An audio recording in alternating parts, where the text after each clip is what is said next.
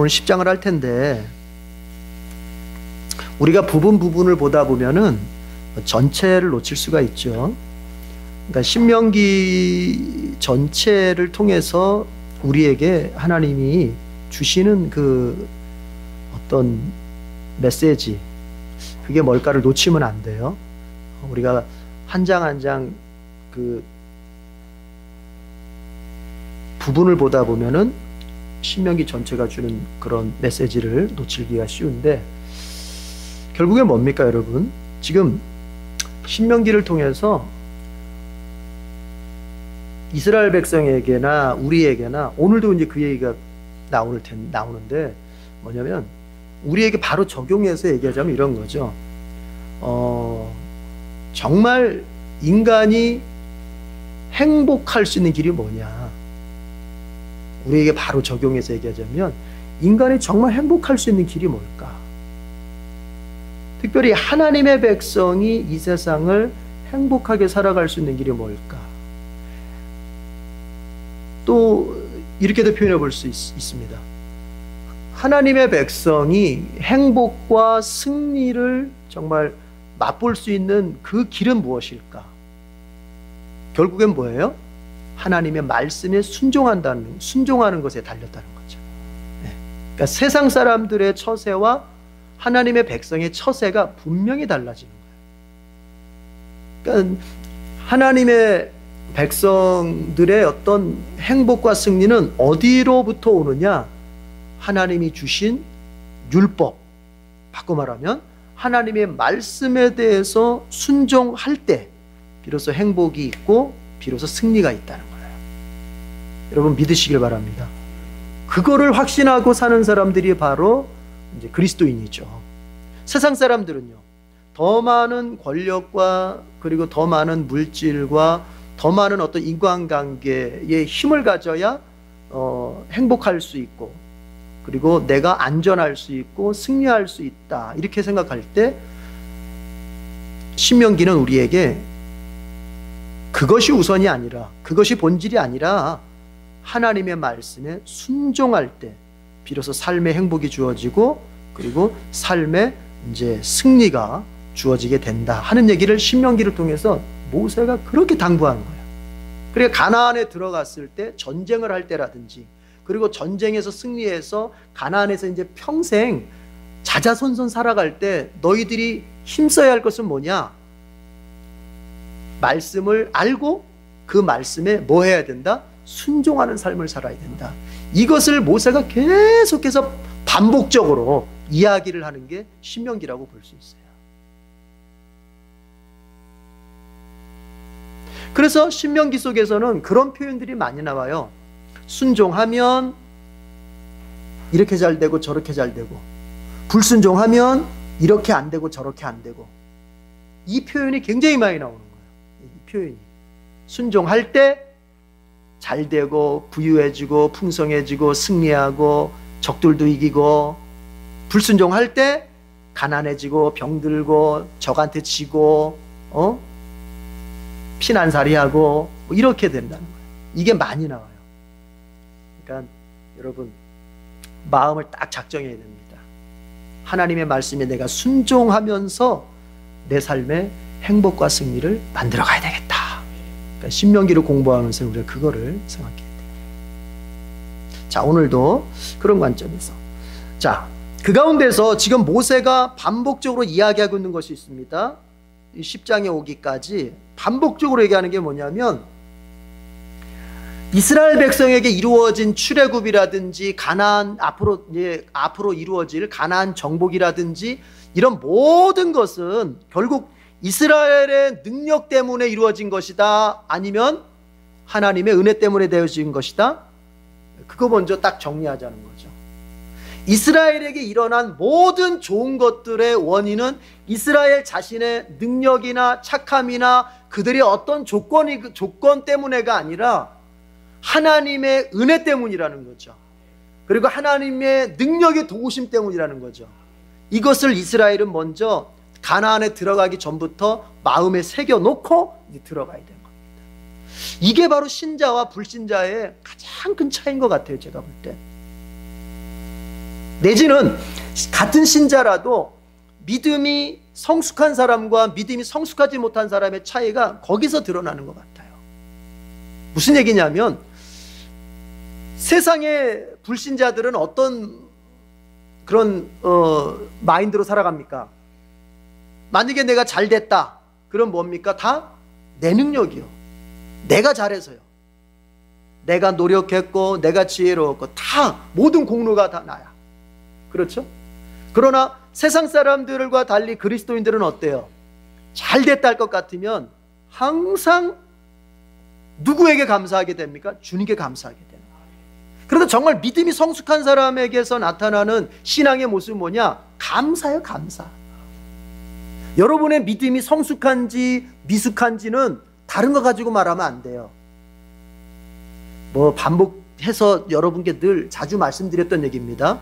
하다못해 여러분 은사를 가지고서 나타나는 은사, 그러니까 능력의 은사를 가지고서 믿음이 성숙하다, 믿음이 미성숙하다 말하면 돼요, 안 돼요? 안 된다고 얘기했어요. 절대로. 은사와 신앙의 성숙과는 그렇게 그게 관계가 깊은 게 아니다. 네. 그러면 어떤 사람의 신앙이 성숙한 건 뭐냐? 하나님께 감사가 넘치는 사람이에요. 왜 감사가 넘칩니까? 나에게 이루어진 모든 좋은 것들이 내 개인적으로나 나의 자녀에게나 내 가정, 내 사업장, 나의 직장생활, 나에게 일어난 모든 것, 심지어는 우리의 뭐까지, 우리의 고난과 환난까지도 주님께 감사하게 되는 거예요. 왜요? 다 주님이 해주신 거니까. 주님이 은혜 때문에, 주님이 나를 도우셔서 그렇게 되는 거죠. 그래서 모세가 지금 계속 반복하는 것이 너희의 착함 때문이거나 너희의 능력 때문에가 아니다. 여러분, 우리 좀 성숙해져 볼까요? 내게 지금 어떤 것들이 잘 되어져 가고 있으면 항상 겸손하게 주님께 감사하십시다. 주님께 감사하는 거예요. 감사. 그러면은 여기까지 얘기해 봅시다. 주님께 감사. 주님 앞에 겸손하게 감사하는 사람을 어떻게 알아볼 수 있느냐? 감사한 건 많이 내면은 그 사람이 주님 앞에 겸손하게 감사하는 사람이냐? 물론 그것도 일리가 있죠. 감사한 건 많이 하는 사람이 뭐 아무래도 겸손하게 감사하는 면이 있겠죠. 그러나 그것이 본질이 아닙니다. 그것이 본질이 아니에요. 하나님 앞에 겸손히 감사하는 사람은요, 사람 앞에 겸손하게 돼요. 사람 앞에 겸손해요. 심지어 뭐냐? 나보다 부족한 사람 앞에서 겸손한 거예요. 그게 정말로 하나님 앞에 겸손히 감사하는 사람에게 나타나는 내적인 특성이에요. 특성. 예. 하나님 앞에 진실하게 이거 하나님이 다 해주신 거지. 비록 내가 그걸 누리고 있지만 이거 하나님이 해주신 거지. 하나님이. 이 마음이 있는 사람은 사람 앞에 어떻게 하느냐? 자기 잘났다고 얘기 안 해요. 안 해요. 내 능력이 뭐 있는 것처럼 그렇게 표현 안 해요. 항상 하나님 앞에서도, 사람 앞에서도 뭐예요? 겸손합니다. 겸손. 우리 교우들이 그런 신앙의 수준에 서 있기를 바랍니다. 자, 그렇습니다. 자, 10장. 그런 분위기 속에서 이제 10장을 들어가 보면은 두 개의 단락으로 나누어서 먼저 첫 번째 단락에 표시를 좀 해볼까요? 4절, 10장 4절, 신명기 10장 4절의 말씀에 지도 표시를 하고요. 한번 같이 읽어보십시다.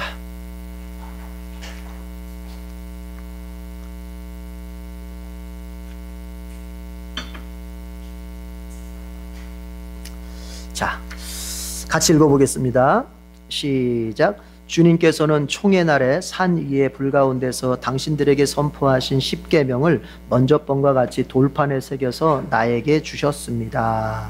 하나 더 표시하겠습니다. 10절 망원경 표시하겠습니다. 신명기 10장 10절 망원경 표시하겠습니다.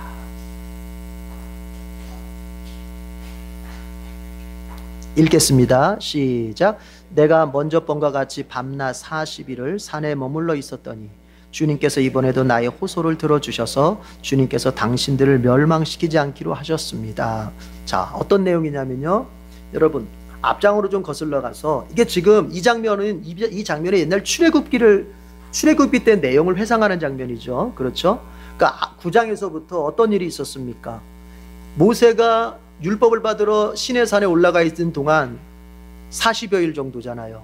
그때 이스라엘 백성들이 마음속에 뭐가 생겼어요? 불안이 생겼죠.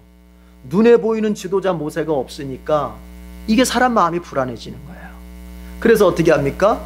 눈에 보이는 하나님은 당장 와닿지 않으니까 눈에 보이는 하나님을 만들게 되는 거예요. 그러니까 사람은 눈에 안 보이면 불안해지거든요. 그래서 자꾸 눈에 보이는 하나님을 만들려고 하고 싶은 거예요.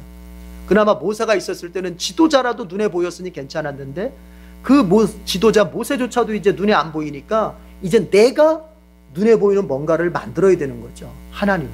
그래서 만든 것이 이제 금송아지입니다. 지난번에 언급을 제가 안 했던 것 같은데, 이 이스라엘 백성들이 왜 금송아지를 만들었을까요?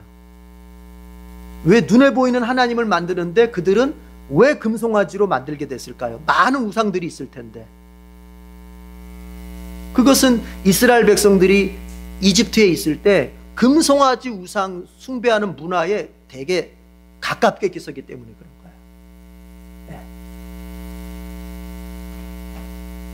그 주변에 이집트 사람들이 금송아지를 만들어 놓고 거기다 섬기는 것을 늘 눈으로 보고 곁에서 경험했기 때문에요. 그리고 그 영향을 받아서 그들도 남모르게 그것들을 섬겼던 시절이 있기 때문에 이제 우상을 만든다 할 때는 자기에게 가장 익숙한 것으로 만들게 되는 거죠. 그렇게 소위 아피스, 예, 그 금송아지, 이집트 사람들이 섬기는 그런 신. 예. 그러니까 사람은요, 잘 한번 여러분 더듬어 보십시오. 내가 예수님의 뜻대로 살려고 애씁니다. 훈련하려고 애씁니다. 없었던 성품 만들고 없었던 습관 만들면서 어거지로 합니다. 아니, 어거지로 하기보다는 노력하면서 정말, 그렇죠, 막 어거지로 만들어가는 거죠. 그런데 정작 다급한 일, 정작 불안한 일, 정작 정말 내가 정말 이거 뭔가를 내 일생의 그 좌우를 구별짓는 그 일생의 문제가 오면 뭐로 돌아가가 싶냐면은 가장 익숙한 방법으로 돌아가고 가장 익숙한 기준으로 돌아가고 내가 여태까지 늘 가까이 하면서 생활했던 방식으로 돌아가기가 쉬운 거예요, 인간은.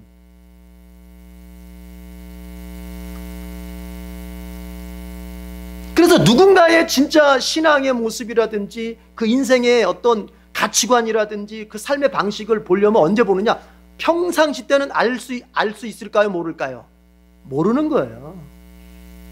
평상시 때는 몰라요. 저분이 정말 믿음이 좋은 분인지, 저분이 정말 믿음으로 사는 분인지 아닌지 우리는 평상시 때는 모릅니다. 다 믿음으로 사는 것 같고 다 정말 되도록이면 말씀대로 살려고 애쓰는 것 같습니다.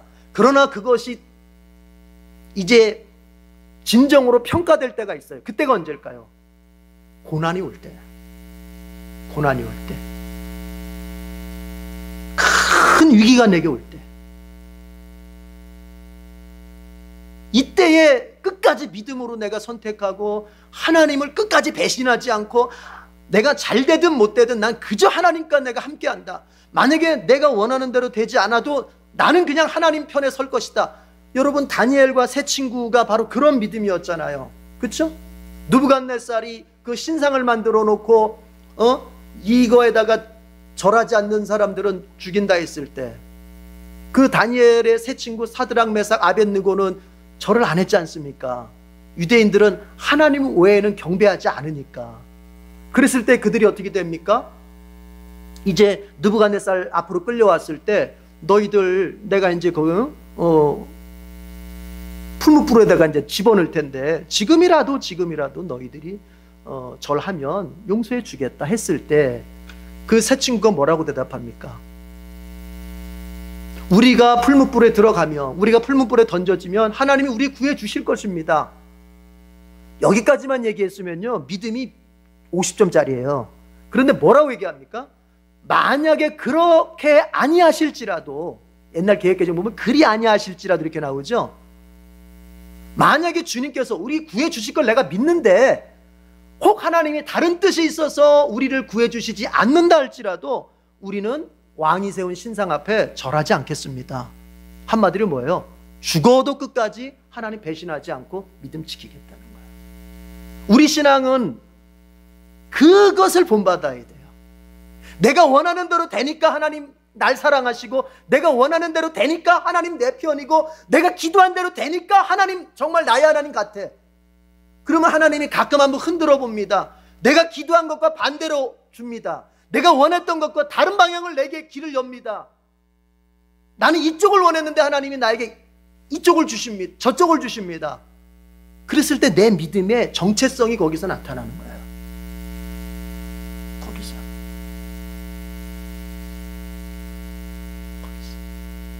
사람은 다급할 때, 죽게 되었을 때 드디어 이게 뭐냐? 그 사람 안에 품고 있는 본색이 나타나는 거예요. 이게 본색이. 그래서 우리에게 있어서 고난은 뭐냐면은 훈련 이전에 우리의 신앙의 테스트일 때가 많은 거예요.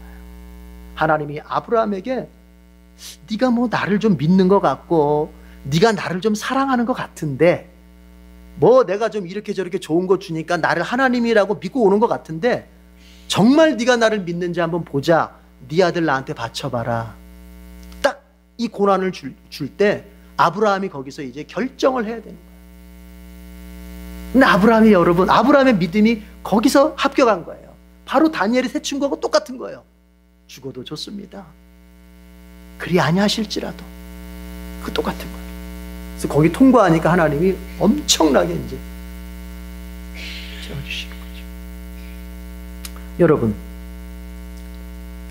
우리가 다급할 때 어떤 것을 선택하고 어떤 방식으로 선택하는지를 보십시오. 내 인생 급한 일이 왔을 때 내가 어떤 방식으로 사고하고 어떤 방식으로 선택하는지를 들여다보십시오. 그게 진짜 납니다. 그게 나 진짜 나. 그리고 그게 진짜 내 신앙의 수준이에요. 변모할 거 없어요. 항상 여러분들은 다급해도 말씀의 방식이요, 급해도 하나님이 원하시는 방식이요. 정말 내 생이, 지금 생각나는 부분이 게 하나 있어요. 제가 아까 말씀드렸다시피 정말 자기가 뭔가를 중요하게 여기고 다급하고 그러면 이제 자기 본색이 나온다고 하는 것처럼 말씀드렸는데, 언젠가 한번 어떤 목사님 이렇게 장례식, 그 목사님 가정이에요. 목사님의 말하자면은 장모님이 돌아가셨어. 저번에 저처럼 장모님 돌아가셨어. 그런데 이제 장례식을 이렇게 진행하는데 제가 듣지 말아야 될 말을 들었어요. 그 사모님이 딱 그러시는 거예요. 이제 자기 엄마 아닙니까? 어머니 아닙니까? 모시는데 뭘 따져요? 아니, 어디다 모셔야 이게 잘 된다는 거예요. 이런 얘기가 거기서 나오는 거예요. 그래도 명색의 목사님 사모님인데, 기독교인이고 목사의 사모로서 그래도 생애를 살았는데, 그러나 내게 큰 어떤 이익과 손해가 직결되고 내 인생에 정말 중요하다고 여기는 순간이 딱 되니까 이게 자기도 모르게 신앙은, 기독교 신앙, 말씀은 온데간데 없고 자신 안에 있는 그게 딱 나오는 거야. 우리가 그러기가 쉽습니다. 그래서 주님이 우리에게 깨어 기도하라, 깨어 있으라고 말씀하시는 게 뭐냐면은, 우리는 죄인이라고 하는 것은 통제하지 않으면 자연스럽게 나오게 되는 게 뭐냐? 하나님께 대한 불순종의 방식으로 이게 자연스럽게 나오는 거예요. 이게 바로 죄인이라는 말 속에 포함되어 있는 가장 큰 특징이에요. 뭐 하지 않으면, 통제하지 않으면. 누가? 내 스스로가. 그래서 삼가 어떻게 해라. 이 삼가라는 말이 뭐예요? 통제하라는 거예요. 통제하지 않으면 우리 안에서 올라오는 죄성은 나를 교만하게 만들고 나로 하여금 하나님의 것을 선택하기보다는 내게 당장 이익이 되는 그것을 선택하게 만들고, 그리고 내가 말씀에 입각해서 사고하기보다는 지금까지 삶에 익숙하게 살아왔던 어떤 경험들이라든지 이런 것들을 가지고서 생각하고 선택하게 만들도록 나를 몰아가게 되는 거예요. 그래서 여러분 안에서 자연스럽게 나오는 행동이라고 해서 그것이 교회 다니는 여러분 안에, 교회 다니는 여러분이기 때문에 여러분 안에서 자연스럽게 나온다고 해서 그것이 다 신앙적인 방식이라고 생각하면 큰 오산이에요. 아무리 신자라고 하더라도, 교회를 다니는 사람이라 하더라도 스스로가 말씀으로 자기 자신을 통제하지 않으면 자기 안에서 나오는 게 뭐다? 하나님께 대해서 반항하는 것이 될 수 있고, 하나님의 말씀과 정반대로 가는 것이 자연스럽게 나오는 거예요. 죄인이라는 말은 바로 죄가 어떻다는 겁니까? 자연스럽다는 겁니다. 죄가. 인정하십니까? 우리는 아직까지 죄가 거룩보다 자연스러운 사람들이에요. 거룩하려면 우리는 애써야 되고 노력해야 되고 통제해야 되고 내 욕망을 막 쥐어짜야 되고 내 습관을 막 쥐어짜야 돼요. 그래야 거룩 쪽으로 한 걸음 겨우 갈까 말까. 우리는 이게 우리의 모습이에요. 맞지 않습니까? 그러나요, 죄는요 너무 자연스럽습니다. 죄는 너무 자연스럽게 나오는 거예요. 이거를 인정하는 것이 신자예요.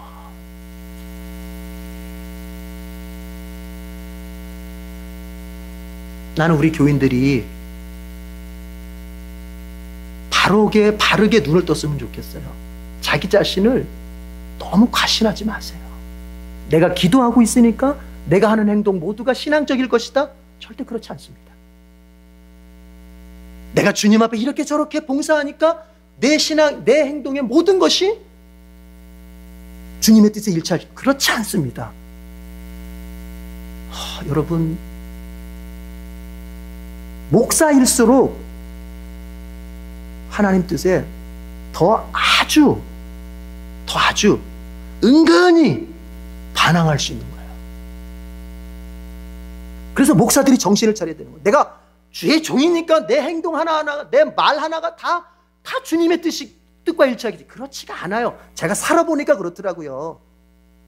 그렇다면 여러분, 저와 여러분이 뭐가 다르겠습니까? 그래서 주님이 말씀하시는 거예요. 깨어 기도하라는 거예요. 깨 있어야 돼요. 내 생각을 점검할 수 있어야 되고, 내 지금의 행동과 내 지금 말 한마디를 내뱉는 이것도 점검을 해야 돼요. 깨어서 점검하지 않으면 우리는 뭐가 더 자연스러운 사람이다? 죄가 더 자연스러운 사람들이다. 자연스럽게 나와요. 자연스럽다 보니까 이게 죄인지를 모를 뿐이죠. 그렇죠. 그렇습니다. 금송아지 얘기를 하면서 그랬는데, 불안할 때 그 사람의 진짜가 나오는 거예요. 여러분이 힘들 때 여러분의 진짜 믿음의 수준이 거기서 나오는 거예요.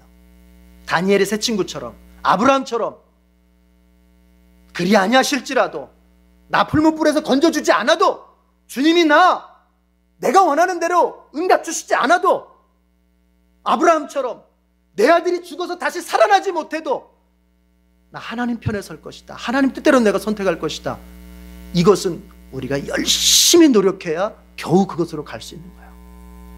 여러분, 이런 믿음 생활을 우리 잘 감당해냅시다. 이렇게 살다 보니까 주님이 하늘에서 우리를 만났을 때 네가 정말 고생이 많았다, 너는 죄가 자연스러운 사람인데 그것을 꺾기 위해서 네가 얼마나 노력했냐. 그래서 그 사람에게 상급이 어마어마하게 주어지는 거예요. 성화가 자연스러운 거라면 주님이 왜 상급을 주시겠습니까? 우리에게는 성화가 자연스럽지가 않은 거예요. 그것은 마치 다윗이 사울의 옷을 입고 몇 번 해보니까 너무 어색했던 것처럼, 죄인인 우리에게, 아직까지 존재적으로 죄인인 우리에게 거룩이라고 하는 것은, 이것은 자연스럽지가 않아요. 애써야 되는 거예요. 애써야 되는 거예요. 그러나 그것을 애쓸 때 주님이 그걸 바라보시면서 참 우리에게 기뻐하시면서 상을 주시는 겁니다. 그래서 금송아지 만들어가지고 그들이 결국에는, 여러분, 모세가 이제 돌판 들고 내려왔는데 금송아지 들고 막 죽여버리고 있으니까 모세가 그 돌판을 어떻게 했어요? 깨버렸잖아요. 그건 뭘 말하는 거예요, 여러분? 에? 모세가 돌판을 깼다. 이거는 뭘 보여주는 거예요? 하나님과 이스라엘의 관계가 깨져버렸다는 거예요. 하나님과 이스라엘의 언약의 관계가 율법 속에서 맺어진 언약의 관계가 어떻게 됐다? 깨져버렸다는 거예요. 관계가 없어져 버린 거예요. 겨우 하나님의 은혜 가운데서 만들어진 그 관계가 이스라엘 백성들의 배신과 그 불순종으로 말미암아서 관계가 깨져버린 거예요. 그것이 모세가 돌판을 깨는 행동으로 보여줬던 것입니다. 자, 그런데 여러분 이제 기억하십시다. 하나님은 우리가 죄져서 하나님과 우리 사이에 관계가 깨졌다, 내지는 교제가 깨졌다 할 때 하나님은 그래 알았다, 너는 이제 남은 것은 너는 벌받고 너는 죽는 것밖에 없어, 하여튼 너 두고 봐 이 녀석, 이게 아니에요. 하나님은 어떠시냐? 어찌하든지 하나님께서는 우리와의 그 관계, 우리와의 교제를 회복시키시기를 원하시는 거예요. 그래서 하나님께서 모세에게, 이제 우리 10장에 읽었던 게 그겁니다. 모세에게 말씀하시는 거예요. 너 저번에 내가 너에게 만들어준 그 돌판 이제 네가 새롭게 만들어서 가지고 다시 산으로 올라와라. 그러면 내가 거기다가 지난번에 내가 기록했던 그 10계명을 다시 내가 기록해서 주겠다. 이런 말씀하시는 거예요. 그건 뭐예요? 관계를 다시 회복시키시기를 하나님이 원하신다는 거예요. 여러분 이걸 잊지 마세요. 우리가 하나님 앞에서 죄로 말미암아서 관계가 단절됐다 할 때 이제 내게 남은 것은 하나님 앞에 벌받고 저주받고 하나님으로부터 버림받고 하나님 앞에 짓밟힘 당하는 것밖에는 안 남았겠구나. 자꾸 죄책감으로 무거워지고 자꾸 어두운 마음으로 점점점 신앙이 무거워질 때 여러분 기억하세요. 그런 마귀가 주는 마음. 하나님은요, 아니다, 다시 와서 회개하고 다시 회복하자. 다시 한번 너와 나의 관계를, 너와 나의 교제를 나는 회복하기를 원한다. 여러분 우리가 회복을 더 원할 것 같아요? 하나님이 회복을 더 원할 것 같아요? 하나님이 더 원하시는 거예요. 부모와 자식 사이에 여러분 관계가 틀어지면요, 자식이 그것을 회복하기를 바라는 것보다 부모가 더 바라는 마음이 더 간절한 법입니다. 부모는 자식과 관계가 이게 어그러지면요, 부모는 못 견뎌요. 그것만큼 세상에서 고통스러운 게 없어요. 우리 꼬맹이들하고도 제가 조금 이렇게 그러면 마음이 아파지는데, 그래서 어찌하든지 풀려고 하는데, 하나님께서 우리를 바라보실 때 그런 마음이에요. 혹시 이 자리에 와 있는 여러분, 여러분의 마음이 기도 생활의 중단, 아니면 어떤 은밀한 죄로 말미암아서 주님과의 영적 교제가 단절이 된 듯한 그런 영적인 느낌 가운데 있어서 답답한 심령을 가지고 왔습니까? 더 이상 나는 하나님 앞에 기억될 수 없고 하나님이 나에게 주시는 은혜라고 하는 것은 기대할 수 없다고 우리의 마음이 절망스럽습니까? 오늘 말씀을 들여다보십시오. 아닙니다. 하나님은 내가 원하는 것보다, 우리가 원하는 것보다 나와의 관계, 영적 교제의 그 회복을 더 간절히 원하시는 거예요. 그래서 만들어서 들고 오라는 거예요. 자, 그런데 첫 번째는요, 하나님이 돌판을 직접 돌판까지 만들어서 거기다가 십계명을 새겨주셨잖아요. 그래서 두 번째는 어떻게 하세요? 하나님께서 돌판은 네가 만들어서 오래요. 이제 저는 여기에 특별한 의미가 있다고 봅니다. 특별한 의미가 있다고 봅니다. 뭐냐? 어떤 의미일까? 여러분, 내가 맨 처음 예수 믿게 되고 단절되었던 하나님과 나와의 관계, 최초의 예수 믿음을 통해서 하나님과 나와의 관계가 회복되는 것은, 그것은 전적으로 주님이 다 하시는 은혜 가운데 이루어지는 일입니다. 그렇잖아요? 우리가 뭘 준비할 수 있겠어요? 그러나 구원받은 이후에 주님과 나 사이에 단절된 교제는 내 쪽에서의 노력도 필요한 거예요. 돌판을 준비하는 노력이 필요한 거예요.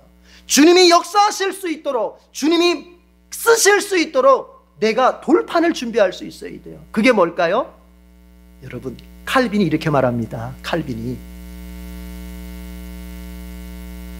우리가 하나님 앞에 죄져가지고 이제 하나님으로부터 정말 너무나도 큰 정말 죄책감을 가지고 있고 짓눌려 있을 때 이렇게 얘기합니다. 따라합시다. 그렇더라도 하나님 앞에 나아가는 것이 신자의 도리다.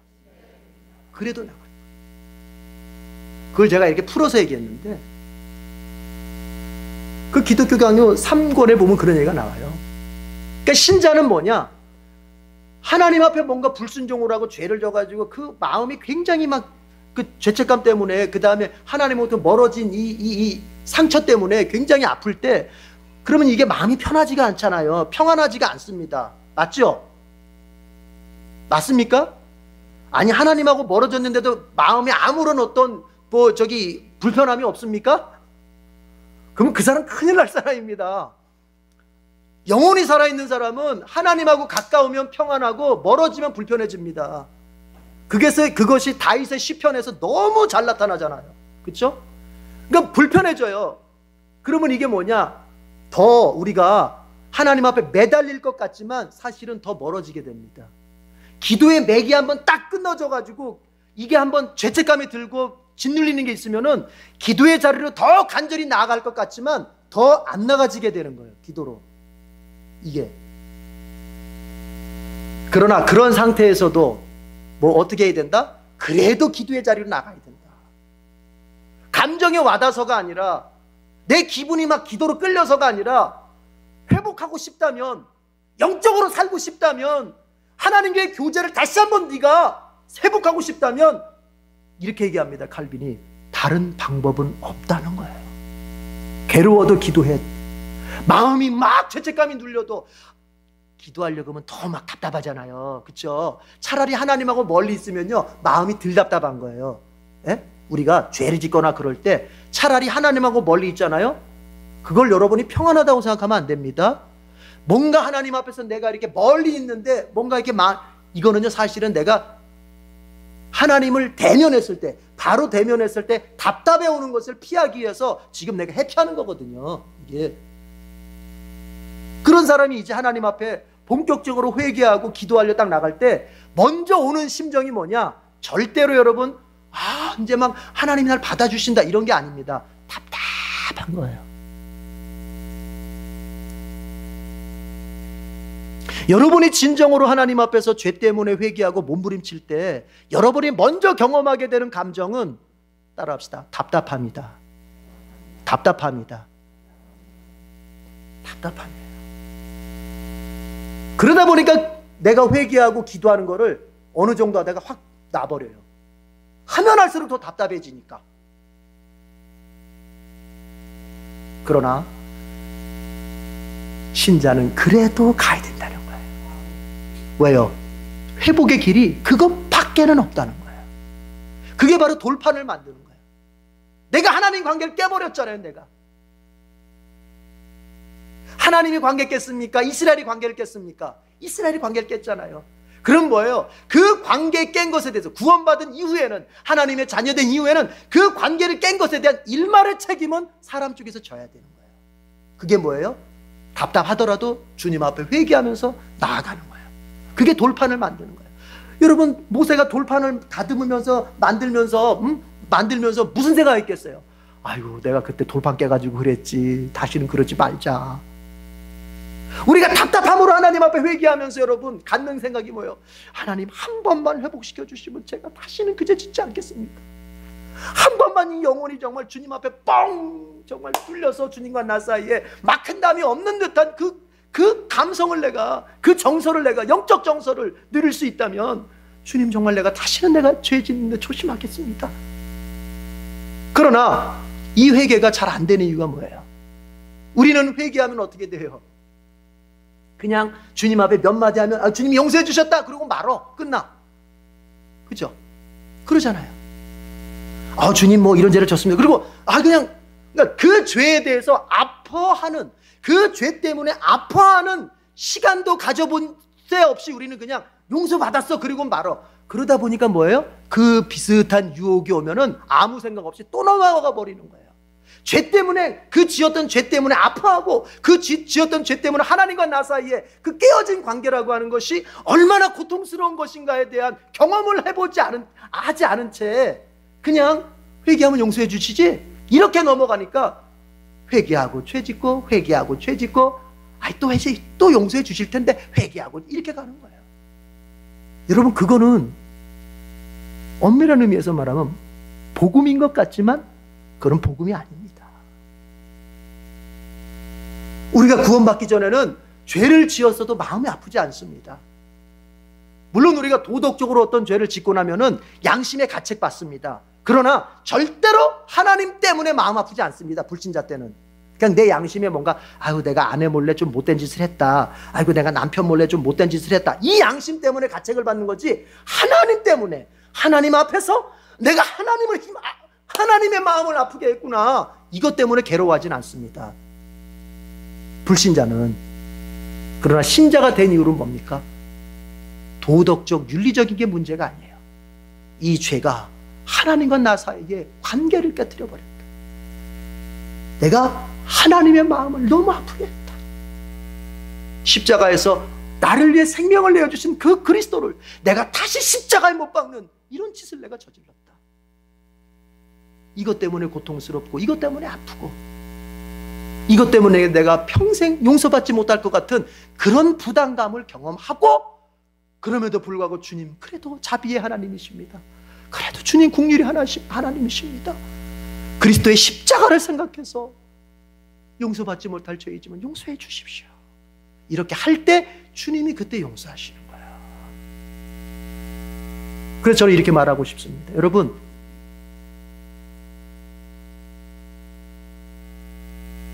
여러분이 어떤 죄에 빠져 있어서 헤어나오지 못한다면 그 죄에 대해서 충분히 아파하십시오. 그게 회개입니다. 회개는 죄를 아파하는 것으로부터 시작하는 거예요. 그 죄를 아파하지 않는데 절대로 회개할 수는 없어요. 죄를 아파해야 돼요. 이런 설교하면 성도들은 대체로 별로 이렇게 마음이 이렇게 은혜는 안 되나 봐요. 은혜가 되십니까? 근데 이게 살 길이거든요.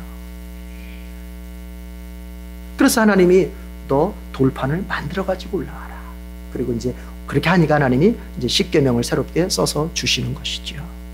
자, 여러분 이거 기억하십시다.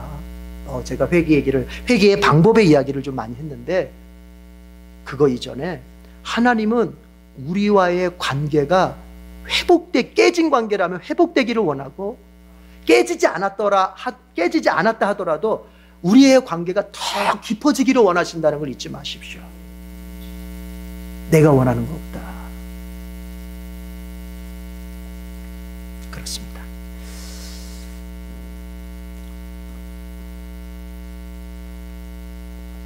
10절 말씀 하나만 보고 갈게요.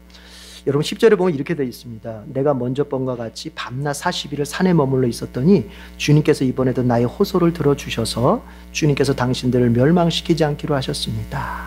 자,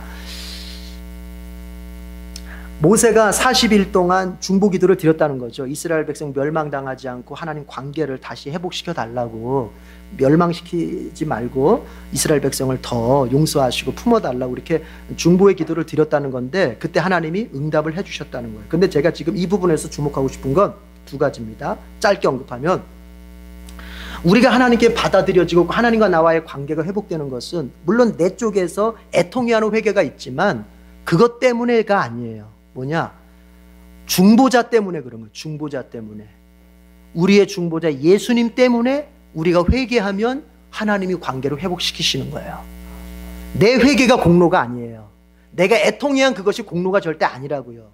하나님이 우리와의 관계를 회복시키시는 것은 순전히 누구 때문에? 예수님 때문에, 주님 때문에 하는 거예요. 잊지 마시기 바랍니다. 또 하나는 뭐냐면, 여러분 하나님이 우리의 기도를 보실 때 우리의 소리를 듣는다고 생각하면 안 돼요. 물론 성경적으로 우리의 부르짖음을 들으신다, 이런 것들은 우리의 말소리, 우리의 소리를 듣는다는 얘기가 아니고 우리의 기도라고 하는 그 행위 자체를 하나님이 들으신다는 얘기를 하는 거예요. 지금 모세가 이렇게 돼 있죠. 주님께서 이번에도 나의 호소를 들어주셨다. 근데 사실 그러니까 이게 한글 번역된 거로 보면은 나의 호소, 이게 개역개정으로 보자면 나의 부르짖음, 나의 말, 이런 의미로 번역을 했던데, 그런데 이게 원문으로 보자면 그렇게 돼 있지 않습니다. 하나님이 나의 호소를 들어줬다고 말하지 않고 나를 들어주셨다, 그렇게 얘기를 해요. 나를 들어주셨다. 이게 말장난 같지만 완전히 다른 얘기예요. 주님은 우리가 기도할 때 우리의 기도하는 나의 전 존재를 보시는 것입니다.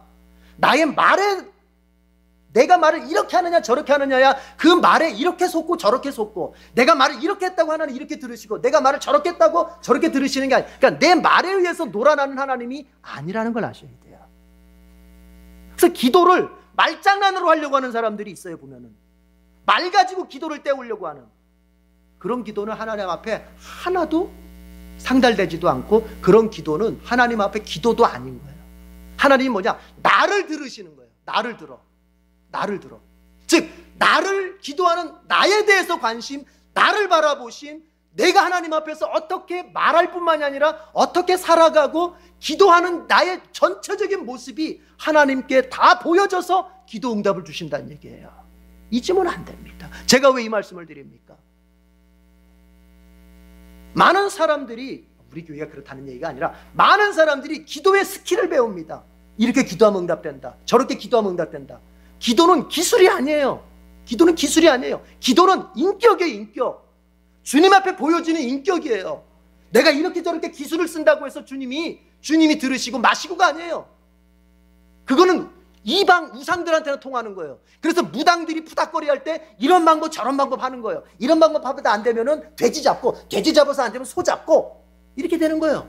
그러나 하나님 앞에 우리가 믿는 하나님과 우리 사이의 기도라고 하는 것은 인격의 몸, 인격. 내 믿음이 보여지고 나의 삶이 보여지고 그런 거죠. 그러니까 여러분, 이거는 뭐예요? 우리가 기도할 때 어떤 분들 그렇습니다. 저는요 기도를요 제가 유창하게 잘 못해요. 저는 가방끈이 또 짧아가지고 제가 기도를 잘 못해요. 이런 분도 있을 수 있어요. 좋습니다. 그래도 하나님은 그런 분들의 기도를 응답하시죠. 왜요? 기도의 표현은 유창하지 않지만 말도 문법적으로 맞지도 않고 표현도 이거는 무슨 얘기하는지도 모르겠어. 그러나 그가 하나님 앞에 보여지는 모습은 뭐냐? 그게 바로 기도하는 모습이거든. 그러니까 하나님이 응답하시는 거예요. 믿으시기 바랍니다. 여러분, 기도는 말로 잘하는 게 아니에요. 내가 주님 앞에 보여지는 모습으로 잘 기도해야 되는 거예요. 그 얘기를 하고 있습니다. 자, 너무 또 끌면 안 되니까 표시하고 기도하고 마칠게요. 두 번째 단락에서 12절 13절 나침반 표시하겠습니다. 12절 13절 나침반 표시.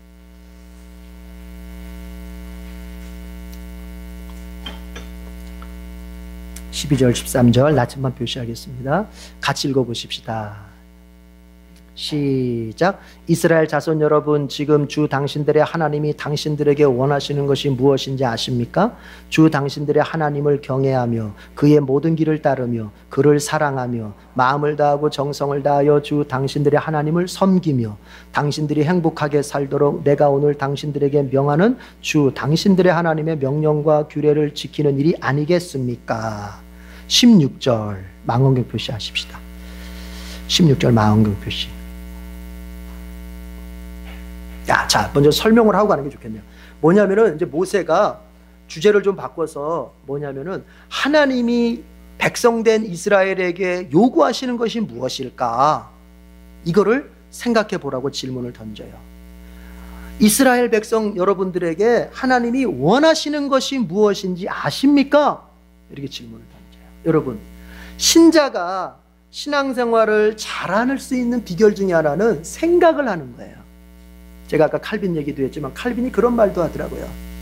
기도에 생각을 덧붙여야 된다, 그런 말을 해요.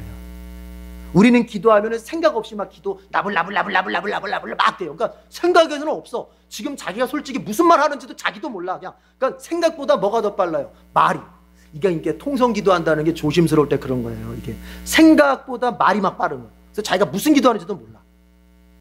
근데 사실은 그게 안 좋죠. 그래서 지금 제가 우리도 진짜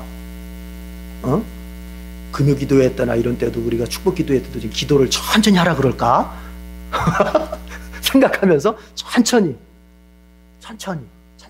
생각하면서 내가 무슨 말을 주님 앞에 지금 하고 싶은지 그래요. 생각을 하는 거예요. 주님이 정말 나에게 원하시는 게 뭘까? 내 신앙생활에 원하시는 게 뭘까? 나의 기도 생활 속에서 주님이 듣고자 하시는 게 뭘까?